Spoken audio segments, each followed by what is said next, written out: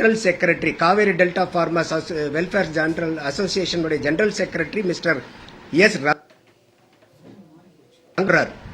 அதற்கப்புறம் supreme court இந்த மாதிரி தீர்ப்பாயத்தை அமைங்க, ட்ரிபியூனல் அமைங்கன்னு தான் ஆர்டர் பண்ண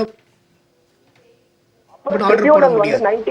அப்புறம் ட்ரிபியூனல் வந்து 1990 ஃபார்ம் பண்ணி 2007 வந்து நமக்கு வந்து அவங்க கொடுக்கறாங்க. அந்த ட்ரிபியூனல் ஜட்ஜ்மெண்ட்ல சில டிஸ்பியூட்ஸ் வரும்போது you can go back again to supreme court. அதுல 419 இன்னைக்கு இந்த தாவேகா அரசாங்கம் வந்ததுக்கு அப்புறம் அவங்க இந்த மாதிரி வந்து ஏன்னா இப்ப வாட்டர் இயர்னு இருக்கு, எப்படி அகாடமிக் இயரோ கேலண்டர் இயரோ நமக்கு வந்து காவேரி வாட்டர் இயர்ங்கிறது வந்து பாத்தீங்கன்னா ஜூன்ல இருந்து மே வரைக்கும். அப்ப ஜூன்ல 9.19 டிஎம்சி கொடுக்கணும், ஜூலைல வந்து சற்றேறக்குரிய 31.3 சம்திங் கொடுக்கணும். அதேதான் நீங்க இந்த சட்டத்தை மூலமாதான் இன்னைக்கு வந்து தீர்வு காண முடியுமே ஒழிய சத்தம் போட்டு தீர்வு காண முடியாது. இன்னைக்கு சட்டம் தான் நமக்கு வந்து கை கொடுக்கும். நமக்கு சட்டத்தின் அடிப்படையில தான் நமக்கு வந்து அனைத்து சாதகங்களும் தமிழ்நாட்டுக்கு இருக்கு. அப்ப சட்டப்பூர்வமா தான் வந்து பாத்தீங்கன்னாக்கா இன்னைக்கு தாவேகா அரசு வந்து ஸ்டெப் பை ஸ்டெப்பா போய்கிட்டு இருக்காங்க.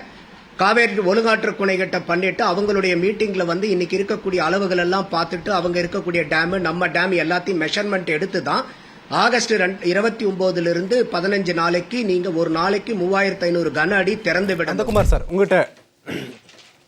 நந்தகுமார் சார் உங்ககிட்ட அதே புள்ளியிலிருந்து வரேன். தமிழ்நாடு அரசினுடைய செயல்பாடுகள்லாம் இந்த காவிரி விவகாரத்திலேயோ மேகதாது விவகாரத்திலேயோ சரியான பாதையை நோக்கி தான் நகருதா? கட்டாயமா இன்னைக்கு இப்ப பாண்டியன் சொன்னாரு இது சட்டப்பூர்வமா அணுகிறது வேஸ்ட்ன்னு சொல்லிட்டு வேற எந்த வழியும் கிடையாதுங்க. இப்ப இவர் சொல்ற மாதிரி நம்ம வந்து இன்னைக்கு மாணவர்கள் போராட்டம் ஜந்தர் மந்தர்ல பண்ணின மாதிரியே அது தேசிய லெவல்ல உண்டான ஒரு பிரச்சனை. சரி, ஆனா இது இரு மாநிலங்களுக்கு உண்டான பிரச்சனை. இப்ப நம்ம இங்க போராடுற மாதிரியே அந்த விவசாயிகளும் அந்த மக்களும் போராடுனாங்கன்னா என்ன பண்ணுவீங்க? இந்த ரெண்டு போராட்டத்துல எந்த போராட்டம் பெருசுன்னு எப்படி பார்த்து ஜட்ஜ்மெண்ட் கொடுப்பீங்க? அப்ப இதுக்காகத்தான் வந்து இன்னைக்கு இன்டர் ஸ்டேட் வாட்டர் டிஸ்பியூட் ஆக்ட்னு 1956 உண்டு பண்ணி ஈவன் எந்த விதமான ஹைகோர்ட் சுப்ரீம் கோர்ட்டு கூட இரு மாநிலங்களுக்கு உண்டான நதி பிரச்சனையில நதிநீர் பங்கீட்டு பிரச்சனையில சுப்ரீம் கோர்ட்டு கூட தலையிடக்கூடாதுங்கிறது தான் அந்த inter state water dispute act வந்து நமக்கு சொல்றது. அதனாலதான் 1900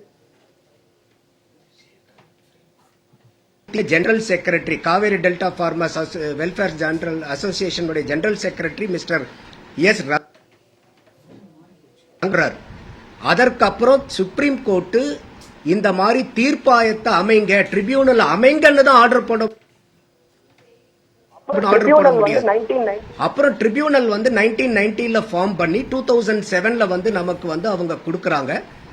அந்த ட்ரிபியூனல் ஜட்ஜ்மெண்ட்ல சில டிஸ்பியூட்ஸ் வரும்போது you can go back again to supreme court. அதுல 419 டிஎம்சியா இருந்தது நமக்கு 404.5 டிஎம்சி, அதாவது 14.25 டிஎம்சி வந்து குறைக்கப்பட்டது சுப்ரீம் கோர்ட்னால. காரணம் என்ன அன்னைக்கு சொன்னாங்கன்னா இந்த 10 டிஎம்சி வந்து காவேரி டெல்டால இருக்கக்கூடிய நிலத்தடி நீரை வந்து நீங்க கன்சிடர் பண்ணல, அதை கொஞ்சம் எடுத்துக்குங்க. அதே மாதிரி இன்னைக்கு பெங்களூர் சிட்டி வந்து குளோபல் லெவல்ல வளர்ந்துகிட்டு இருக்கக்கூடிய ஒரு குளோபல் சிட்டியா மாறிக்கிட்டு இருக்கு. அதனால அந்த நகரத்துக்கு உண்டான குடிநீர் தேவைக்காக 4.25 டிஎம்சி வந்து ஒதுக்கீடு பண்ணினாங்க. அப்ப இன்னைக்கு நமக்கு கிடைக்கக்கூடிய இந்த 404.25 டிஎம்சில 177.25 காவேரி நமக்கு பிலிகுண்டுல இருந்து ரிலீஸ் பண்ணணும் ஒரு வருஷத்துக்கு. மீதி காவேரி தமிழ்நாட்டுக்குள்ளார வந்ததுக்கு அப்புறம் நம்மளுடைய கேட்ச்மெண்ட் ஏரியால பெய்யக்கூடிய மலைகள்ல வந்து இருந்து 227 டிஎம்சி நமக்கு கிடைக்குது. அப்படிதான் இந்த 404.25 டிஎம்சி வந்து நமக்கு எடுத்துக்கிட்டு இருக்கோம்.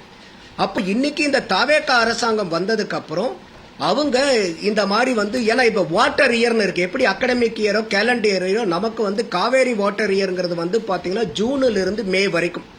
அப்ப ஜூன்ல 9.19 டிஎம்சி கொடுக்கணும், ஜூலைல வந்து சற்றேறக்குரிய 31.3 சம்திங் கொடுக்கணும். அப்ப வந்து உங்களுக்கு ஜூலை ஆகஸ்ட் சேர்த்துனீங்கன்னாவே ஒரு 46% வந்துடும் மொத்த வருடத்துல நமக்கு கொடுக்க வேண்டிய தண்ணி கர்நாடகா.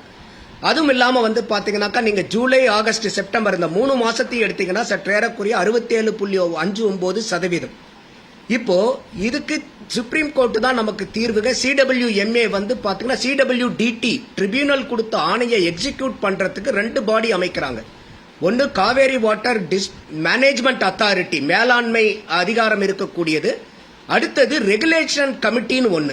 அவங்க வந்து பாத்தீங்கன்னா இல்ல நந்தகுமார் சார் ஏற்கனவே 2018 சுப்ரீம் கோர்ட் வழங்கிய தீர்ப்பின் அடிப்படையில் அமைக்கப்பட்டதா நீங்க சொல்லக்கூடிய காவிரி நீர் மேலாண்மை ஆணையமோ காவிரி நீர் ஒழுங்காற்று குழுவோ. ஆனால் ரெண்டுமே கர்நாடகாவுக்கு நீரை திறந்துவிட மறுத்ததற்கு பிறகுதான், அதாவது திறந்து விடுங்கன்னு சொல்லி கர்நாடகா மறுத்ததற்கு பிறகுதான் பேச்சுவார்த்தை அப்படின்ற ஒரு புள்ளியை நோக்கி தமிழ்நாடு அரசு நகர்ந்தது.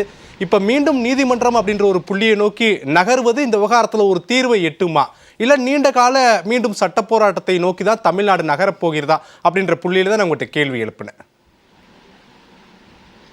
அதேதான், நீங்க இந்த சட்டத்தை மூலமாக இன்னைக்கு வந்து தீர்வு காண முடியுமே ஒழிய சத்தம் போட்டு தீர்வு காண முடியாது.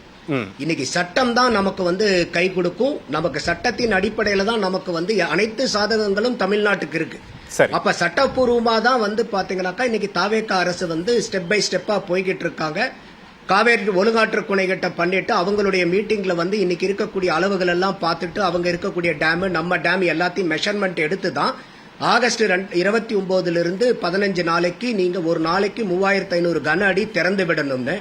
இதுல வந்து இன்னைக்கு திமுக பண்றது வந்து ரொம்ப ரொம்ப மிகுந்த இப்ப மோசமான ஒரு அரசியல். என்னன்னா இன்னைக்கு பாருங்க, கர்நாடகால கூட பாரதிய ஜனதாவும் காங்கிரசும் ஒரே நேர்கோட்டில் இருக்குது கர்நாடகத்தினுடைய மக்களுடைய உரிமைக்காக.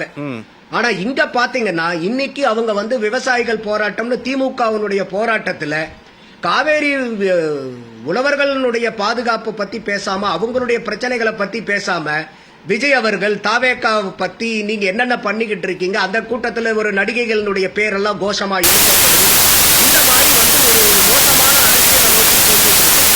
இன்னைக்கு அனைத்து கட்சியும் ஒன்னா இருக்குது. ரெசல்யூஷன் ஃபார்ம் பண்றாங்க சட்டசபையில. சரி, முடிங்க சொல்லுங்க யோகேஸ்வரன்.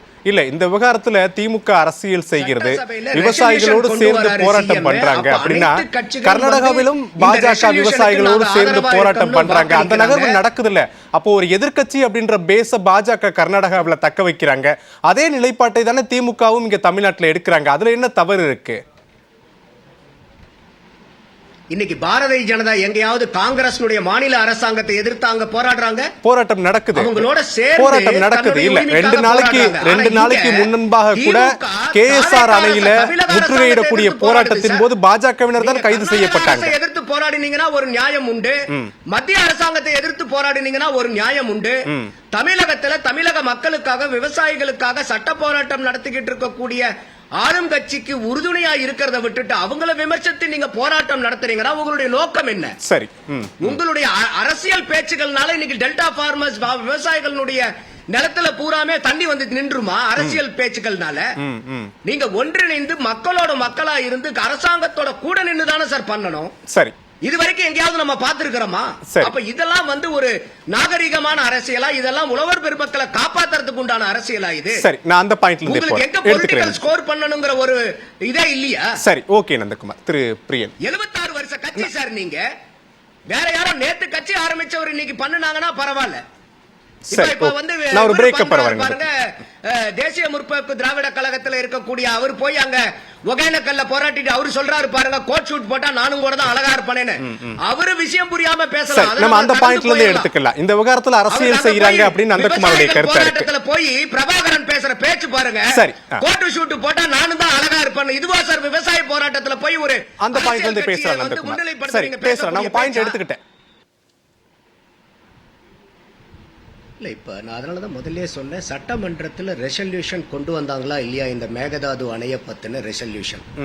அப்போ அனைத்து கட்சியும் அதுக்கு உடன்பட்டு தானே அந்த ரெசல்யூஷனில் பார்ட்டிசிபேட் பண்ணி அதில் வந்து ஏகமானதாக அந்த தீர்மானம் வந்து நிறைவேற்றப்பட்டது.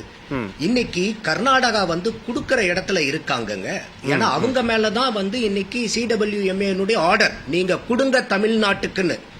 அப்போ அவங்க கொடுக்க முடியாதுன்னு சொல்றதுக்காக ஏதாவது வந்து ஒரு ஸ்ட்ராட்டஜிக்கலா பண்ணணுங்கிறதுக்காக நாங்க அனைத்து கட்சி மீட்டிங் அது இதுன்னு போட வேண்டிய கட்டாயம் வருது அவங்களுக்கு. இல்ல நந்தகுமார் சார், இல்ல நந்தகுமார் சார், இல்ல நந்தகுமார், சின்ன குறுக்கீடு தான் உங்களுக்கான நேரத்தை நான் கொடுக்கிறேன், பேச விடுங்க, நேரத்தை கொடுக்கிறேன். இல்ல ஒரே சின்ன குறுக்கீடு புரியணும், நான் பதிலையும் கேட்கிறேன் உங்ககிட்ட, நான் உங்ககிட்ட பதிலையும் கேட்கிறேன். இப்ப கர்நாடகா 2 அனைத்து கட்சி கூட்டத்தை கூட்டினாங்க. அதுல ஒரு அனைத்து கட்சி கூட்டம் 3500 கண்ணாடி நீரை திறந்து விடுங்கன்னு சொன்னதுக்கான அனைத்து கட்சி கூட்டம்.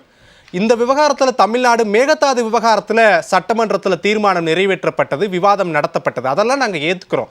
ஆனால் நீரை கர்நாடகா கொடுக்கலையே, அதுக்கு ஒரு அனைத்து கட்சி கூட்டத்தை கூட்டுங்க, நம்ம எல்லாம் பேசலாம் தானே கேட்குறாங்க. அப்போ அவர்களுடைய எதிர்பார்ப்பும் நியாயம் தானே நந்தகுமார்? இல்லைங்க, அதனால தான் நான் சொல்றேன், இது நம்ம இங்க அனைத்து கட்சி மீட்டிங் போட்டாலும் நமக்கு இன்னைக்கு சட்டம் தான் நமக்கு ஒரே வடிகால். அதனால தான் இவங்க அப்பீல் பண்ணி சிடபிள்யூஆர்சி எல்லாத்தையும் அனலைஸ் பண்ணிட்டு அடுத்த 15 நாளைக்கு நீங்க 3500 கியூபிக் செக்ஸ் விடுங்கன்றாங்க.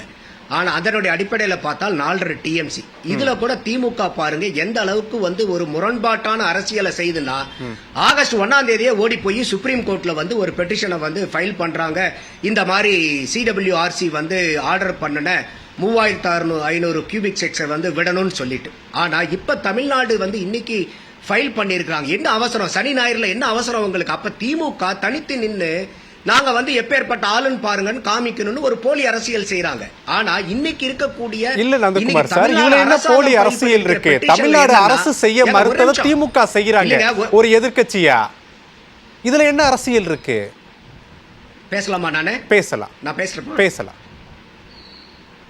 அப்போ இன்னைக்கு தமிழக அரசாங்கம் போய் இன்னைக்கு பெட்டிஷன் ஃபைல் பண்றாங்க சார். வெறும் 4.5 டிஎம்சிக்கு பெட்டிஷன் ஃபைல் பண்ணல சார், இன்னைக்கு 29 பெட்டிஷன் ஃபைல் பண்றாங்க. காரணம் என்னன்னா, நமக்கு நான் ஏற்கனவே சொன்ன வாட்டர் இயர்னு சொல்லி ஜூன்ல இருந்து மே வரைக்கும் ஒவ்வொரு மாசமும் எவ்வளவு அளவுகள் கொடுத்திருக்காங்க. அது நடைமுறை. அது நார்மல் மான்சூன் பீரியட்ல சப்போஸ் டிஸ்ட்ரெஸ் ஆகுது, மழை பொழிவு பொய்த்து போயிடுச்சுன்னா அது ப்ரொபோர்ஷனேட் ஷேரிங் பேசிஸ். எத்தனை சதவீதம் மழை குறைஞ்சிருக்கோ அத்தனை சதவீதம் நீங்க கொடுக்க வேண்டிய தண்ணியை குறைச்சிட்டு கொடுக்கலாம். பிற்காலத்துல மான்சூன் அதிகமா வரும்போது நீங்க அப்ப அதிகமா திறக்கும் போது பேக்லாக் இருக்கக்கூடிய டெபிசிட்டை கரெக்ட் பண்ணிக்கலாம். அது கூட எப்படின்னா இந்த வாட்டர் இயர்க்குள்ளாரதான், இந்த மே 2027க்குள்ளார நீங்க கொடுக்கறதா ஜூன் 26 மே 27 வாட்டர் இயர்க்குண்டான ரிலீஸ். அப்படி இருக்கக்கூடிய பட்சத்துல இன்னைக்கு கிருஷ்ணராஜசாகருக்காகட்டும் கபினிக்காகட்டும் இன்னைக்கு ஏன் அவங்க அதிகமா கியூபிக் செக்ஸை அங்கிருந்து திறந்து இருக்காங்கன்னா அவங்களுக்கு மழைப்பொழிவு அதிகமாயிருக்குது. அதனால ஆகஸ்ட் 2ஆம் தேதி வரைக்கும் அரசாங்கம் சரியான கணக்கீடு எடுத்து நமக்கு அந்த ப்ரொபோர்ஷனேட் பேசிஸ்ல மழையினுடைய வரத்து பிரகாரம் வச்சு பார்க்கும்போது இந்த சிடபிள்யூஆர்சி கொடுத்த 4.5 டிஎம்சி மட்டும் பத்தாது, 29 டிஎம்சி வேணும் சார். இன்னைக்கு தமிழ்நாடு கவர்மெண்ட் சுப்ரீம் கோர்ட்ல இன்னைக்கு பெட்டிஷன் ஃபைல் பண்ணிருக்காங்க. அப்ப திமுக எப்படி ஒரு போலி அரசியல் பண்ணுதுன்னு நான் சொல்றேன் பாத்தீங்களா? நீங்க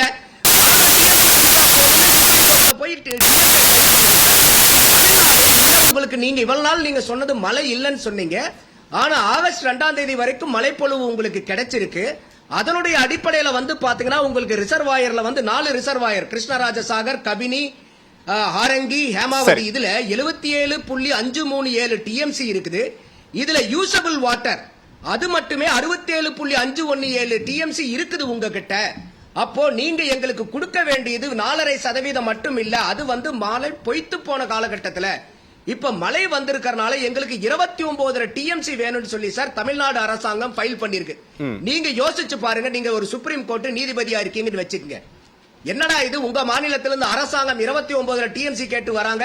பிரின்சிபல் எதிர்க்கட்சியா இருக்கக்கூடிய திமுக 4.5 டிஎம்சி நீங்க சொன்னதை விடுங்கன்றாங்கன்னா, அப்ப திமுக இன்னைக்கு யாருடைய நலனுக்காக இந்த சுப்ரீம் கோர்ட்ல பெட்டிஷன் ஃபைல் பண்ணிருக்காங்கங்கிற இந்த அரசியல் சார்ந்த கேள்வி வருமா வராதா? நீங்க சொல்லுங்க யோகேஸ்வரன். சரி, புரியுது. நான் அந்த பாயிண்ட்ல இருந்து இந்த இடத்துல இன்னைக்கு தமிழக விவசாயிகளுடைய உரிமையும் தமிழக மாநிலத்தினுடைய உரிமையையும் காப்பாற்றத்துக்காக திமுக நடவடிக்கை எடுக்குது. உங்களுக்கு இன்னைக்கு அரசியல் நிர்பந்தம் அதிகமா இருக்குது திமுகக்கு.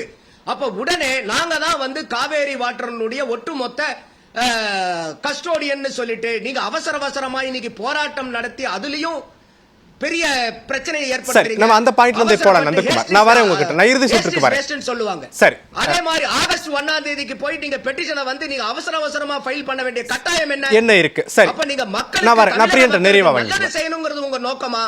இல்ல டெல்டா காவேரி ஃபார்மர்ஸ்க்கு தீங்கு விளைவிக்குங்கிறது திமுகவுடைய எண்ணமாங்கிறதா நம்மளுடைய கேள்வி. சரி, வரேன்.